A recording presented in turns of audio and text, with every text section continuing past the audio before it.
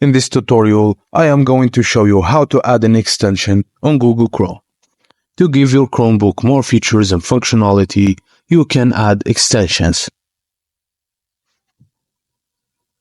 You can't add extensions if you're browsing as a guest or if you're using your Chromebook at work or school. If you have questions, contact their administrator. Now, open the Chrome Web Store. In the left column, click Extensions. Browse or search for what you'd like to add. When you find an extension you'd like to add, click Add to Chrome.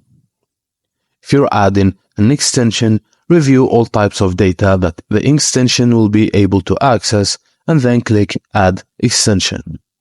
You will see then the extension in the Chrome as buttons on the toolbar.